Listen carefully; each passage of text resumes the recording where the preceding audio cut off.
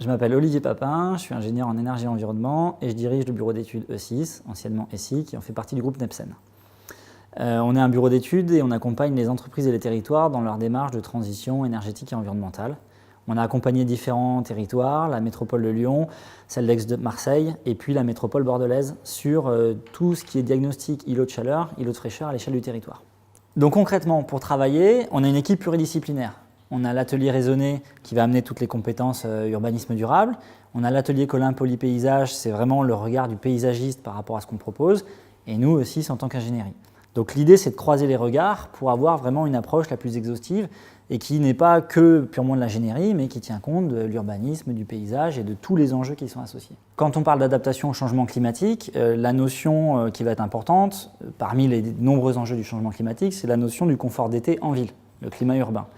Et notamment ce qu'on appelle les îlots de chaleur urbains. Donc un îlot de chaleur urbain, c'est quoi? C'est simplement, on l'a tous constaté l'été, quand on prend son véhicule ou son tramway ou son vélo et qu'on sort de la métropole, il fait plus chaud en ville qu'à la campagne. Bon, ça c'est un truc, on l'a tous constaté, mais en fait ça s'explique très bien, c'est par la densité de bâtis, par la construction, par les matériaux mis en œuvre.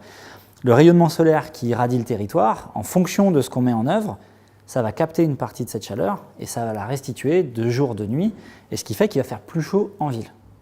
Et du coup, un peu comme le yin et le yang, il y a les îlots de chaleur et il y a les îlots de fraîcheur. Quand il fait très chaud, où est-ce qu'on va se réfugier? Si on ne peut pas aller à la campagne, on va dans un parc, dans un jardin, sur le miroir d'eau à Bordeaux, on va chercher de la fraîcheur. Ça, c'est ce qu'on appelle un îlot de fraîcheur. Dans ce cadre-là, la SAS Bastiniel nous a sollicité, via le dispositif Écocité, pour étudier les îlots de fraîcheur, les îlots de chaleur sur le projet Bastiniel. L'idée étant de vérifier que les projets tels qu'ils sont prévus sont cohérents avec les objectifs de la métropole, avec les objectifs d'adaptation au changement climatique, et de voir comment on peut renforcer certains points de par l'expertise qu'on peut amener à la fois sur la métropole et sur les territoires qu'on a accompagnés. Alors quand on compare ce qui est prévu sur Bastiniel par rapport au territoire métropolitain, évidemment si on compare avec la forêt qui borde la métropole, on va être plus chaud, on est en ville. Par contre si on compare, et on a fait des calculs, par rapport à l'hypercentre bordelais, on va être plus frais, puisque l'hypercentre bordelais est quand même très minéral. On n'a pas beaucoup d'arbres finalement, intra-boulevard, on n'est pas sur une ville avec énormément d'arbres. Donc là, par les plantations, par les choix de matériaux, par les ombrages qu'il va y avoir, on va être plus frais. Et après, forcément, suivant la densité à laquelle on se compare, on est plus ou moins bon. Mais pour une ZAC implantée en cœur de territoire, comme c'est le cas, on est sur un projet qui va plutôt être meilleur que ce qui se fait soit dans l'existant, soit sur d'autres territoires.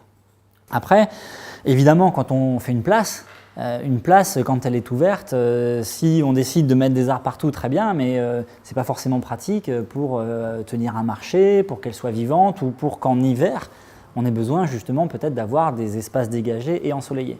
Donc on ne peut pas tout traiter en îlot de fraîcheur. Par contre, ce qui est important, c'est que quand on a un îlot de chaleur dans une zone, on puisse associer à côté un îlot de fraîcheur. Parce que si je suis sur la place d'Armes et que j'ai chaud parce qu'elle est ouverte, je peux aller dans un parc 3D me rafraîchir. Et donc en tant qu'habitant de la ZAC, en tant qu'utilisateur, les journées froides d'hiver, je vais peut-être être content d'aller sur la place d'Armes pour justement avoir un peu de soleil et un peu de chaleur. Et inversement, l'été, c'est peut-être un endroit où j'irai moins, par contre j'irai peut-être plus dans les parcs 3D pour me rafraîchir. Et c'est vraiment cet équilibre qui est important pour que le territoire puisse garder des fonctions d'utilité architecturale, paysagère, et en même temps qu'en cas de coup de chaleur, en cas de canicule, les gens puissent aller se réfugier au frais. On s'aperçoit qu'il y a un outil très très simple pour lutter contre les îlots de chaleur, c'est un outil qu'on a l'habitude de voir, qu'on côtoie tous, mais en fait on oublie ses fonctions, c'est tout ce qui est arbre et nature en ville. Parce qu'en fait, un arbre, ça apporte de l'ombre sur le bâtiment, sur l'espace public, sur les gens qui vont venir se protéger du soleil.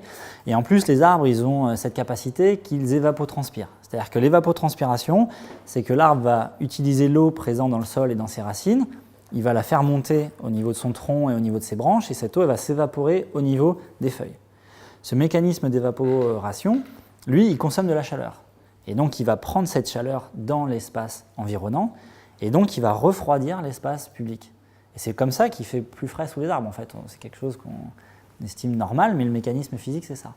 Ce qu'on a étudié également, et on a fait des modélisations informatiques, par exemple, on a fait des mesures aussi, on a comparé les différents matériaux entre eux, et notamment leurs couleurs, puisque c'est évident qu'un matériau noir il va plus capter la chaleur qu'un matériau de couleur claire, mais encore faut-il pouvoir le mesurer, le quantifier.